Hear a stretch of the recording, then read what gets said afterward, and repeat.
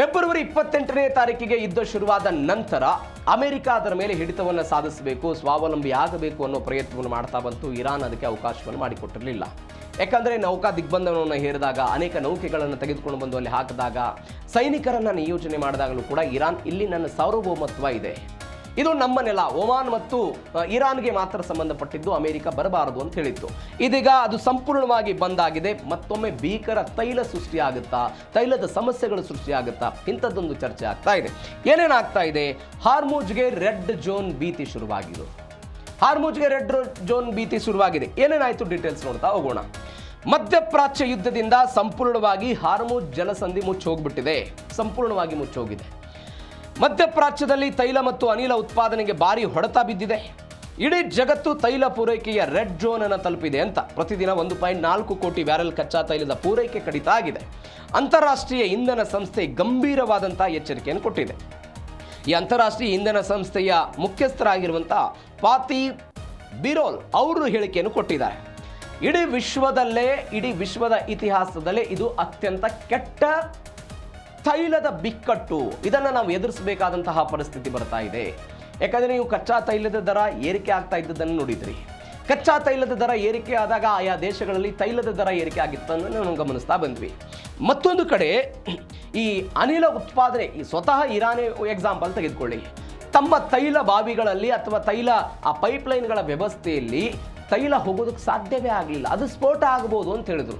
ಯಾಕೆ ಅಂತ ಹೇಳಿದರೆ, ಈ ಹಿಂದೆ 200-250 ಹಡಗುಗಳು ಸಂಚಾರ ಮಾಡ್ತಾ ಇದ್ದಂಥ ಹಾರ್ಮುಜ್ನಲ್ಲಿ ಕೇವಲ 3-4 ಹಡಗುಗಳು ಮಾತ್ರ ಪ್ರತಿನಿತ್ಯ ಸಂಚಾರ ಮಾಡುವ ಹಂತಕ್ಕೆ ಬಂದ್ಬಿಟ್ಟಿದೆ. ಆ ಪರಿಪ್ರಮಾಣದಲ್ಲಿ ಹೊಡೆತ ಬಿದ್ದಿದೆ. ಯಾರಿಗೆ ಬಿದ್ದಿರೋದು? ಸ್ವತಃ ಇರಾನ್ನ ಆರ್ಥಿಕತೆಗೆ ಬಿದ್ದಿರೋದು. ಅದರ ಜೊತೆಗೆ ಯಾವ್ಯಾವ ದೇಶಗಳು ಹಾರ್ಮುಜ್ ಮೇಲೆ ಡಿಪೆಂಡೆನ್ಸಿ ಆಗಿದ್ವಲ್ಲ, ಅದು ಒಪೆಕ್ನ ದೇಶಗಳಾಗಿರ್ಬೋದು, ಏಷ್ಯಾದ ದೇಶಗಳಾಗಿರ್ಬೋದು, ಅಮೆರಿಕದ ಮಿತ್ರ ದೇಶಗಳಾಗಿರ್ಬೋದು, ಇವೆಲ್ಲದಕ್ಕೂ ಕೂಡ ಹೊಡೆತ ಬೀಳೋದಕ್ಕೆ ಶುರುವಾಯಿತು. ಪರಿಣಾಮವಾಗಿ ಆರ್ಥಿಕವಾಗಿ ಜರ್ಜರಿತ ಆಗೋದಕ್ಕೆ ಶುರುವಾಗಿದೆ. ಹೀಗಾಗಿ ಒಂದು ರೆಡ್ ಝೋನ್ ಭೀತಿ ಮತ್ತಷ್ಟು ಸೃಷ್ಟಿಯಾಗಬಹುದಾ ಅಂತ. ಯಾಕಂದ್ರೆ ಇದರ ಮೇಲೆ IRGC ಮತ್ತಷ್ಟು ಹಿಡಿತವನ್ನು ಸಾಧಿಸುವ ಪ್ರಯತ್ನವನ್ನು ಮಾಡ್ತಾ ಇದೆ. ಈ IRGC ಮತ್ತು ಅಮೆರಿಕದ ನಡುವಿನ ಈ ಕಿತ್ತಾಟ, ಮಾತುಕತೆ ಫಲಪ್ರದವಾಗದೆ ಹೋದ್ರೆ ಈ ರೆಡ್ ಝೋನ್ ಭೀತಿಯನ್ನು ನಾವು ಎದುರಿಸಬಹುದು ಅಂತ ಹೇಳ್ತಿದ್ದಾರೆ. ಮತ್ತೊಂದು ಕಡೆ ವಿಶ್ವಕ್ಕೆ ರೆಡ್ ಝೋನ್ ಆತಂಕ ಎದುರಾಗಬಹುದಾ ಅಂತ, ವಿಶ್ವಕ್ಕೆ ರೆಡ್ ಝೋನ್ ಆತಂಕ ಎದುರಾಗಬಹುದಾ ಅನ್ನುವಂತಹ ಚರ್ಚೆಗಳು ಕೂಡ ಆಗ್ತಾ ಇದೆ. ಏನಾಗ್ತಾ ಇದೆ?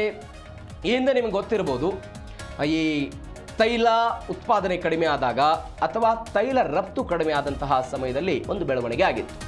ಎಲ್ಲ ದೇಶಗಳು, ಒಂದು 30-40 ದೇಶಗಳು ಸೇರಿಕೊಂಡು ಆನ್ಲೈನ್ ಸಭೆಗಳನ್ನು ಮಾಡಿ ಇದಕ್ಕೊಂದು ಪರ್ಯಾಯ ವ್ಯವಸ್ಥೆ ಮಾಡಬೇಕು, ಇರಾನ್ ಮೇಲೆ ಒತ್ತಡವನ್ನು ಹೇರಬೇಕು, ಇದರಿಂದ ನಾವೆಲ್ಲರೂ ಕೂಡ ಸುರಕ್ಷತೆಯನ್ನು ಅನುಭವಿಸಬೇಕು ಅಂತೆಲ್ಲ ಅವರೆಲ್ಲ ಮಾತನಾಡಿದ್ರು.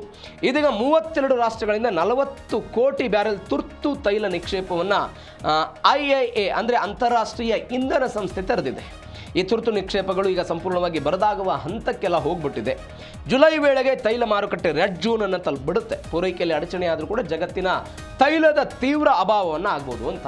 ನೀವು ನೋಡಿ, ನಮಗೆ ಪ್ರತಿದಿನ ಎಷ್ಟು ವ್ಯತ್ಯಾಸ ಆಗ್ತಿದೆ? 1.4 ಕೋಟಿ ಬ್ಯಾರೆಲ್ ಕಚ್ಚಾ ತೈಲ ವ್ಯತ್ಯಾಸ ಆಗ್ತಾ ಇದೆ. ಅದನ್ನು ಅವ್ರು ಏನು ಮಾಡ್ತಾ ಇದ್ದಾರೆ? 32 ದೇಶಗಳ ಜೊತೆಗೆ ಸೇರಿಕೊಂಡು 40 ಕೋಟಿ ಬ್ಯಾರೆಲ್ ತುರ್ತು ತೈಲ ನಿಕ್ಷೇಪವನ್ನು ತೆರೆಯುವಂತಹ ಪ್ರಯತ್ನವನ್ನು ಮಾಡಿದ್ದಾರೆ. ಇದನ್ನು ಎಷ್ಟು ದಿನಗಳ ಕಾಲ ಮಾಡಬಹುದು? ತುರ್ತಾಗಿ ಮಾಡಬಹುದು. ಕೆಲವೊಂದಿಷ್ಟು ದಿನಗಳ ಕಾಲ ಈ ವ್ಯತ್ಯಾಸಗಳನ್ನು ನೀವು ಸರಿಪಡಿಸುವ ಪ್ರಯತ್ನ ಮಾಡಬಹುದು. ಆದರೆ ಸುದೀರ್ಘಾವಧಿಯ ಕಾಲ ಈ ಯುದ್ಧ ಅಥವಾ ಹಾರ್ಮುಜ್ನ ಬಿಕ್ಕಟ್ಟು ಮುಂದುವರಿತಾ ಹೋಗೋದಾದರೆ ಒಂದು ಅಲ್ಟರ್ನೇಟ್ ಸಮಸ್ಯೆಗೆ ಒಂದು ಪರಿಹಾರವನ್ನು ತೆಗೆದುಕೊಳ್ಬೇಕಾದಂಥ ವ್ಯವಸ್ಥೆ ಮುಂದೆ ಬರಬಹುದು. ಯಾಕಂದರೆ ಇದರ ಬಗ್ಗೆ ವಿಶ್ವಸಂಸ್ಥೆಯಲ್ಲಿ ಮಾತುಕತೆಗಳು, ಬೇರೆ ಬೇರೆ ಜಗತ್ತಿನ ದೇಶಗಳೆಲ್ಲ ಮಾತುಕತೆ ಮಾಡುವಂತಹ ಪ್ರಯತ್ನ, ಸ್ವತಃ ಅಂತಾರಾಷ್ಟ್ರೀಯ ಇಂಧನ ಸಂಸ್ಥೆ ಇವತ್ತು ಕೈ ಚೆಲ್ಲ ಕೂರುವಂತಹ ಹಂತಕ್ಕೆ ಹೋಗ್ಬಿಡ್ತಾ ಇದೆ. ಯಾಕಂದರೆ ಮಧ್ಯಪ್ರಾಚ್ಯದಲ್ಲಿ ಉತ್ಪಾದನೆ ಆಗುವಂತಹ ತೈಲ ಹಾರ್ಮುಜ್ ಜಲಸಂಧಿಯ ಮುಖಾಂತರ 33 ಕಿಲೋಮೀಟರ್ ಅಗಲ ಇರುವಂತಹ ಆ ಹಾರ್ಮುಜ್ ಜಲಸಂಧಿಯ 3 ಕಿಲೋಮೀಟರ್ ಅಗಲ ಇರುವಂತಹ ಆ ಹಾರ್ಮುಜ್ ಜಲಸಂಧಿ ಮುಖಾಂತರವೇ ಅದು ಹೋಗಬೇಕಾದಂತಹ ಸಮಯದಲ್ಲಿ ಅದನ್ನೇ ನೀವು ಬಂದ್ ಮಾಡ್ತೀರಿ ಅಂತ ಹೇಳಿದ್ರೆ ಒಂದು ಮಧ್ಯಪ್ರಾಚ್ಯಗಳ ಆರ್ಥಿಕ ಹೊಡೆತ, ಮತ್ತೊಂದು ಕಡೆ ಬೇರೆ ಬೇರೆ ದೇಶಗಳ ಡಿಪೆಂಡೆನ್ಸಿ ಕೊರತೆ ಆಗಕ್ಕೆ ಶುರುವಾಗುತ್ತೆ. ಹೀಗಾಗಿ ಇದರ ಪರಿಣಾಮ ನಮಗೆ ಕೊರತೆ ಆಗಬಹುದು, ಜುಲೈ ವೇಳೆಗೆ ಇದೆಲ್ಲ ಆಗಬಹುದು ಅಂತ. ಇದಕ್ಕೆ ಬೆಸ್ಟ್ ಎಕ್ಸಾಂಪಲ್ ಭಾರತವನ್ನೇ ನೀವು ತೆಗೆದುಕೊಳ್ಳಿ.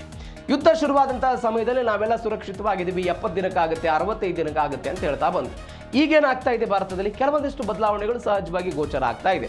ಹೀಗಾಗಿ ಈ ಎಲ್ಲ ಬೆಳವಣಿಗೆಯ ಆತಂಕದಿಂದ ಒಂದು 40 ಕೋಟಿ ಬ್ಯಾರೆಲ್ ತುರ್ತು ತೈಲವನ್ನು ಅವರೇನೋ ಮಾಡೋದಕ್ಕೆ ಪ್ರಯತ್ನವನ್ನು ಪಡ್ತಿದ್ದಾರೆ. ಇದು ಎಷ್ಟು ದಿನಗಳ ತನಕ ಆಗುತ್ತೆ ಅನ್ನೋದು ಸದ್ಯಕ್ಕಿರುವಂತಹ ಕುತೂಹಲ.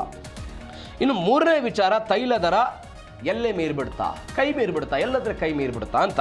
ಹೆಂಗೆ ಗಲ್ಫ್ ಯುದ್ಧ ಆರಂಭದಲ್ಲಿ ಪ್ರತಿ ಬ್ಯಾರಲ್ಗೆ $70-72 ಇತ್ತು ಕಚ್ಚಾ ತೈಲದ ದರ. ಅದಾದ ನಂತರ $104ರಿಂದ $105 ಏರಿಕೆ ಆಗುವಂಥ ಹೋಯಿತು. ಈಗ ಸದ್ಯ ಆ ಪರಿಪ್ರಮಾಣದಲ್ಲಿ ಇದೆ.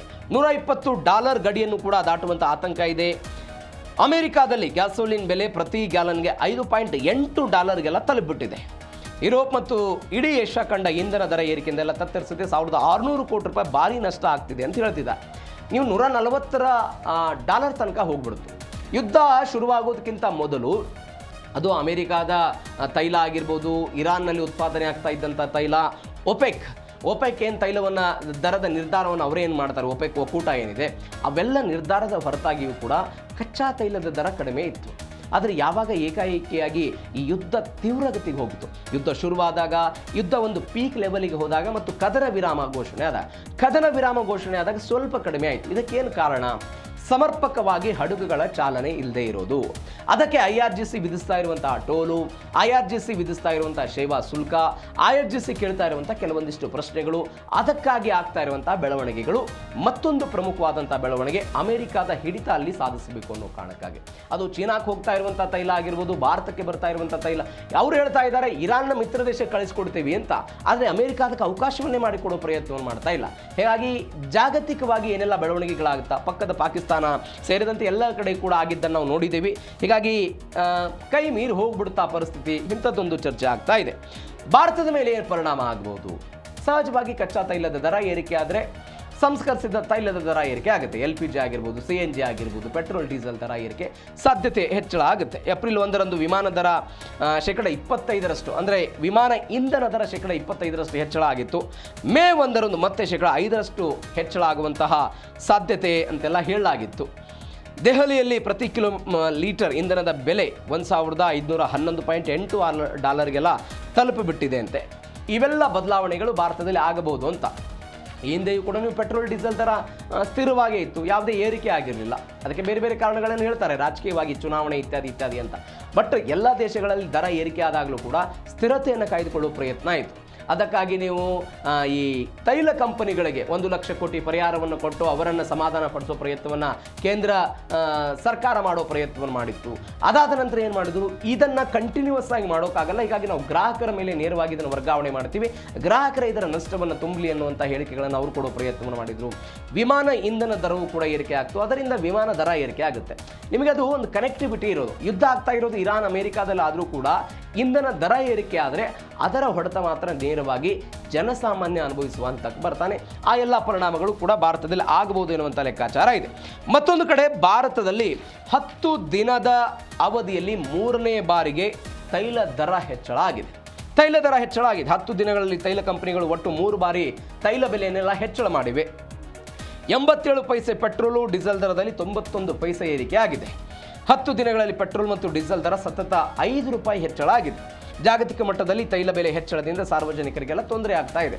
ಅವರು ಹೇಳಿದ್ರು, ನಾವು ದರವನ್ನು ಏರಿಕೆ ಮಾಡೋದಿಲ್ಲ, ಯಾವ ಕಾರಣಕ್ಕೂ ಪ್ಯಾನಿಕ್ಕಿಗೆಲ್ಲ ಒಳಗಾಗಬೇಡಿ, ಏನು ಎತ್ತ ಅಂತ. ₹103 ದೊರೀತಾ ಇದ್ದದ್ದು ಇವತ್ತು ಕೋಲ್ಕತ್ತಾದಲ್ಲಿ ₹110 ಆಗಿದೆ ಅನ್ನುವಂಥ ಡೀಟೇಲ್ಸ್ ಬರ್ತಾ ಇದೆ. ನಮ್ಮಲ್ಲಿ ₹106-107 ಸಿಗ್ತಾ ಇರೋದು. ಕೋಲ್ಕತ್ತಾದಲ್ಲಿ ಹೈಯೆಸ್ಟ್ ₹110 ಪೆಟ್ರೋಲ್ ಸಿಗ್ತಾ ಇದೆ 1 ಲೀಟರ್ಗೆ ಅಂತ. ಲೋಕಸಭೆಯಲ್ಲಿ ಪ್ರಧಾನಿಗಳು ಹೇಳಿದಾಗಲೂ ಕೂಡ ಎಲ್ಲವೂ ಹೇಳಿದ ನಂತರ ಕೊನೆಗೆ ಏನು, ಜನಸಾಮಾನ್ಯರ ಮೇಲೆ ಬರೆ ಆಗ್ತಾ ಇರೋದು ಅದು CNG, LPG. ನೀವು ಕಮರ್ಷಿಯಲ್ ಗ್ಯಾಸ್ ಸಿಲಿಂಡರ್ ದರವನ್ನೇ ಏಕಾಏಕಿಯಾಗಿ ₹993 ಏರಿಕೆ ಆಯಿತು. ಹಿಂದೆ ₹65 ಗೃಹ ಉಪಯೋಗಿ, ₹115 ಕಮರ್ಷಿಯಲ್ ಜಾಸ್ತಿ ಆಯಿತು. ಏಕಾಏಕಿಯಾಗಿ ₹993 ಜಾಸ್ತಿ ಮಾಡಿದ್ರಿ. ಪೆಟ್ರೋಲ್ ಮತ್ತು ಡೀಸೆಲ್ ದರ ಏರಿಕೆ ಆಯಿತು. CNG ದರವು ಕೂಡ ಇವತ್ತು ₹95 ಆಗಿದೆ. ಹೀಗಾಗಿ ಎಲ್ಲದರ ಹೊಡೆತ ಏನಾಗ್ತಾ ಇದೆ ಅಂತ ಹೇಳಿದ್ರೆ, ಒಟ್ಟಾರೆ ಪರಿಣಾಮ ಭಾರತದಲ್ಲಿ ಇದು ಮತ್ತಷ್ಟು ಉದ್ವಿಗ್ನತೆಗೆ ಹೋಗ್ಬೋದು, ತೈಲ ಮತ್ತಷ್ಟು ಏರಿಕೆ ಆಗ್ಬೋದು ಎನ್ನುವಂಥ ಲೆಕ್ಕಾಚಾರಗಳು ಬರ್ತಾ ಇದೆ. ಬಟ್ ಇದಕ್ಕೆ BJP ಏನು ಹೇಳ್ತಾರೆ, ನೋಡಿ ನಮ್ಮ ದೇಶದಲ್ಲಿ ಕಂಟ್ರೋಲ್ ಇದೆ, ಬೇರೆ ದೇಶದಲ್ಲಿ ಅತಿ ಹೆಚ್ಚಾಗಿದೆ ಅಂತ. ಅತಿ ಹೆಚ್ಚು ಅತಿ ಕಡಿಮೆ ಅಂತಲ್ಲ, ಬಟ್ ಎಫೆಕ್ಟ್ ಮಾತ್ರ ಎಫೆಕ್ಟ್.